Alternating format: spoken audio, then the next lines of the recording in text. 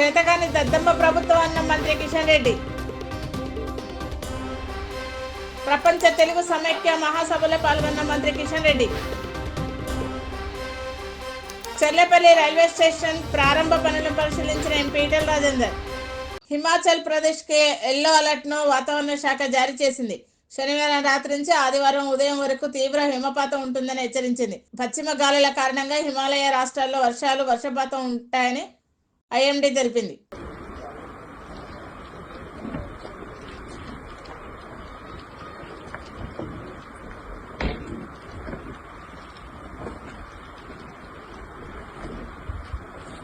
భద్రాద్రి కొత్తగూడెం జిల్లా భద్రాచలంలో శ్రీ సీతారామచంద్ర స్వామి దేవస్థానం ముక్కోటి వేడుకలు ఘనంగా జరుగుతున్నాయి. స్వామివారు వరాహ స్వామి అలంకరణలో భక్తులకు దర్శనమిచ్చారు. తెలుగు రాష్ట్రాల నుంచి వచ్చిన కళాకారుల చేత నిర్వహించిన సాంస్కృతిక కార్యక్రమాలు అందరినీ ఆకట్టుకున్నాయి.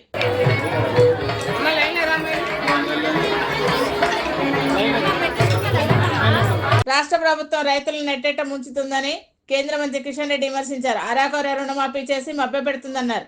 రైతు భరోసాకి కాంగ్రెస్ పార్టీ కట్టుబడి లేదన్నారు. చేతల ప్రభుత్వం కాదు, ఇది మాటల ప్రభుత్వం అని మండిపడ్డారు. చేతగాని దద్దమ్మ ప్రభుత్వం అని విమర్శించారు. రైతులకు సంబంధించినటువంటి రైతు బంధు కాదు, మాది రైతు భరోసా అన్నారు.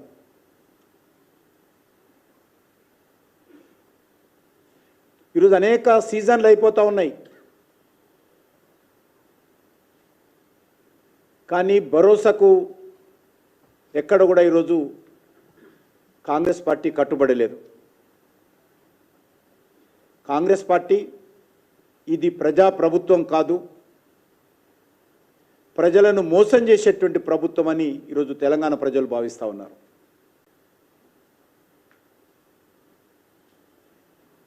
కాంగ్రెస్ పార్టీ ప్రభుత్వము చేతల ప్రభుత్వం కాదు, బీఆర్ఎస్ పార్టీ లాగానే ఇది మాటల ప్రభుత్వము, కోతల ప్రభుత్వం అని తెలంగాణ ప్రజలు భావిస్తూ ఉన్నారు.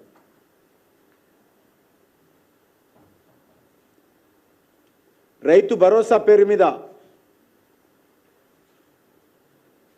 అనేక రకాల కొర్రీలు పెట్టేటువంటి ప్రయత్నం చేస్తూ ఉన్నారు. అది రైతులకు కానీ, కౌలు రైతులకు కానీ, రైతు కూలీలకు కానీ. మరి ఈరోజు కొత్తగా దరఖాస్తులు పెట్టుకోండి.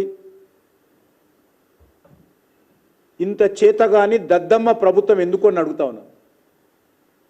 రైతుల భరోసాకు ఎవరెవరు అర్హులు, రైతులు ఎవరున్నారు, కౌలు రైతులు ఎవరున్నారు, రైతు కూలీలు ఎవరున్నారు? రాష్ట్ర ప్రభుత్వం దగ్గర అన్ని రకాల వివరాలు ఉన్నాయి. ఎక్కడెక్కడ ఏ పంటలు వేశారు, ఎంత సాగవుతుంది, ఏ గ్రామంలో ఎంత ఉంది, ఏ రైతు ఎంత సాగు చేస్తూ ఉన్నాడు, ఈ రాష్ట్రంలో ఉన్నటువంటి రైతు కూలీలు ఎవరు, అన్ని రకాల వివరాలు ఉన్నప్పుడు ఇంకా దరఖాస్తులు ఎందుకని అడుగుతా ఉన్నాను. హన్మకొండ జిల్లా భీమదేవరపల్లి మండలం కొత్తకొండ శ్రీ వీరభద్రస్వామి దేవస్థానం బ్రహ్మోత్సవాల పోస్టర్ను మంత్రి పొన్నం ప్రభాకర్ ఆవిష్కరించారు. ఈ సందర్భంగా ఆయన మాట్లాడుతూ ఈ నెల 10-18 తేదీల వరకు జరగనున్న బ్రహ్మోత్సవాలను ప్రభుత్వం అన్ని ఏర్పాట్లు చేస్తుందన్నారు. ప్రజలంతా ఉత్సవాల్లో పాల్గొనాలని కోరారు. పోస్టర్ రిలీజ్ చేయడం జరిగింది. ఈ కొత్తకొండ వీరభద్రస్వామి భద్రకాళి సమేత ఈ దేవాలయానికి సంక్రాంతి పూట ప్రభుత్వ పక్షాన అన్ని ఏర్పాట్లు చేస్తారు. జిల్లా కలెక్టర్ గారు ఇప్పటికే సమీక్ష నిర్వహించినారు. వాటి భక్తులందరూ కూడా ఈ వీరభద్రుని ఆశీర్వచనం తీసుకొని ఈ సంక్రాంతి జాతరకు రావాల్సిందిగా ప్రభుత్వం పక్షాన స్థానిక శాసనసభ్యులు అందరినీ ఆహ్వానిస్తా ఉన్నారు. హైదరాబాద్ హెచ్ఐసిసిలో జరుగుతున్న ప్రపంచ తెలుగు సమైక్య మహాసభలో కేంద్ర మంత్రి కిషన్ రెడ్డి పాల్గొన్నారు. ఈ సందర్భంగా పాల్గొన్న ఆయన సత్కరించారు.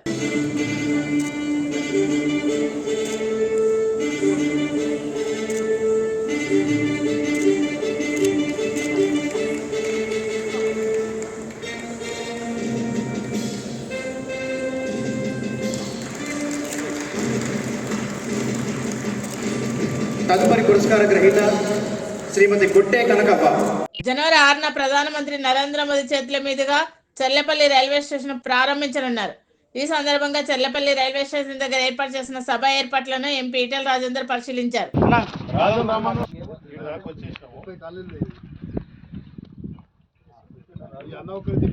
ఎవరు కూడా ముందుకు రావట్లేదు, ఏం లేదు.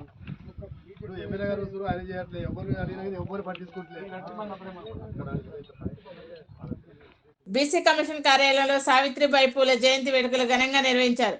బీసీ కమిషన్ చైర్మన్ సభ్యులు సావిత్రిబాయి పూలే చిత్రపటానికి పూలమాల వేసి నివాళులర్పించారు.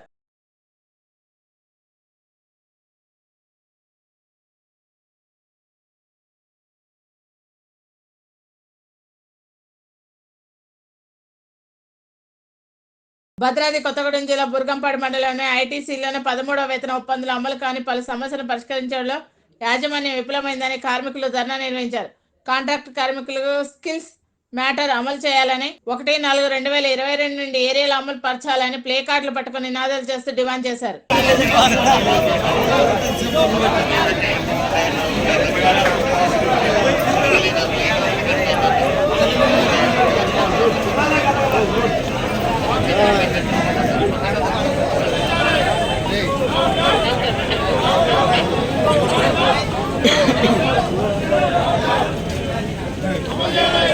అమిత్ షా వ్యాఖ్యలకు నిరసనగా బీజేపీ ఆఫీసు ముట్టడి చేస్తామని మాల సంఘాల జేసీ నేతలు హెచ్చరించారు. Mandakrishna Madiga BJP party support చేస్తూ అమిత్ షాను సత్కరించడం ఏమిటని వారు ప్రశ్నించారు. బీజేపీ రాష్ట్ర కార్యాలయాన్ని ముట్టడించే కార్యక్రమాన్ని ప్రతి ఒక్కరూ విజయవంతం చేయాలని కోరారు. అమిత్ షా గారు, కేంద్ర హోంశాఖ మంత్రి గారు అమిత్ షా గారు చేసిన వ్యాఖ్యలకు నిరసనగా ఈ 6వ తారీఖు అన్ని బీజేపీ పార్టీ ఆఫీసును ముట్టడించాలని చెప్పి మాల ప్రజా సంఘాల తరపున మేము నిర్ణయించుకున్నాం. ఎందుకంటే మన విశ్వవిఖ్యాత డాక్టర్ బాబాసాహెబ్ అంబేద్కర్ గారిని అమిత్ షా గారు అవమానపరిచారు. ఇంతవరకు వారు క్షమాపణ చెప్పలేదు. మోడీ గారు మీరు ఎప్పుడు అంటుంటారు, నేను ఒక సామాన్య ఛాయ అమ్ముకునే వ్యక్తి ఈరోజు ప్రైమ్ మినిస్టర్ అయినా అంటే దానికి కారణం రాజ్యాంగం వల్లనే అని చెప్పి. కానీ అమిత్ షా గారు మర్చిపోయారా? మీరు రాజ్యాంగాన్ని పట్టుకొని మీరు ప్రమాణ స్వీకారం చేసి మీరు ఎలా బాబాసాహెబ్ అంబేద్కర్ గారిన రాజ్యాంగం వల్లనే ఈరోజు మీరు హోంశాఖ మంత్రి అయ్యారు. భద్రాద్రి కొత్తగూడెం జిల్లా బుర్గంపాడు మండలంలోని మోతే గ్రామంలో సరైన రహదారి లేక గ్రామస్తులు అవస్థలు పడుతున్నారు. కోట్ల రూపాయల నిధులు మంజూరు చేసిన కాంట్రాక్టులు నాసిరకం పనులు చేయడంతో కంకర తేలడంతో రాకపోకలకు నానా అవస్థలు పడుతున్నారు.